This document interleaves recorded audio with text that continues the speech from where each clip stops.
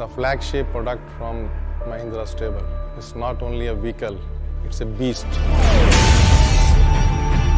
It's about where you want to explore the impossible, to the jungles, to the steep gradients of the mountains, to the riverbeds, to the sands, and wherever it is. When we conceptualized, we were having a conference somewhere in the beaches of Goa, where a lot of our old cars are also in operation. When we met a few customers over there, they had an ambition that while we are driving on these beaches, why don't we enjoy the similar drives on the roads? So that was the first thought which came in our mind, that customer is now looking for enhancement of this product, not only on the beaches but also on the weekdays and also on the city roads. The challenge was how to bring this off-road to on-road also. So the first and foremost thing of this car is to make sure that the terrain capabilities, that the off-roading capabilities are significantly improved. And the second thing is, if this car has to succeed, then we need to have on-road performance. The one thing that comes in the way for the on-road performance is the need in the off-road for the very high ground clearance, bigger tires, and the water fording depth of 650 millimeters, which is very similar to half of my height. So what we did is we have to reconstruct the suspension system completely. This suspension system of double wishbone in the front and multi-link in the rear gives you that ride quality. And the second step that we did is to increase the wheel track by about 74 millimeters. The third measure is to redistribute the weight between the front axle and the rear axle, and therefore you have very good balance of the weight acting on both the axles.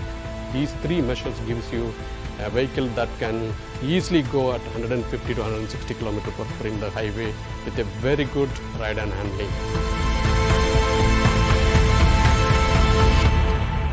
On the safety front, it comes with a host of features inside like the ESP, the ABS, airbags both for driver as well as passenger. In addition, we have also given the ISO fixed seat. We have options on the rear seats, can have a front-facing seat or can have a side-facing seat, depends upon requirements. We have a 7-inch touchscreen infotainment system which keeps you connected with the latest trends in the world. It has two engines basically. A diesel engine, 2.2 liter diesel engine delivering 300 Newton meter, 130 bhp horsepower, and a gasoline 2 liter engine delivering 150 bhp and 320 Newton meter torque. It's a TGDI turbo engine. So you have an engine, you have a gearbox, and you have a transfer case. And the transfer case not only distributes the torque between rear and front by 50%, it also multiplies by 2.5 times. And matched with a brilliant 6-speed manual transmission and a 6-speed IC automatic transmission, it delivers the best performance in this category. We introduced electronic braking lock differential. As soon as one of the wheel that comes to the air starts relatively increasing the speed more than 60 RPM, it just bites the brake and holds the wheel, and the torque goes to the wheel that is with the ground. It moves you beautifully.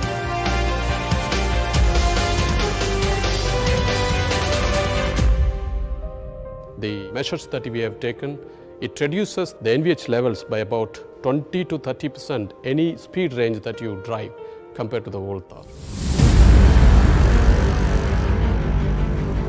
The frame is very stiff wherever it is required, so we have improved the torsional rigidity by 104%, and the bending stiffness is improved by 108%.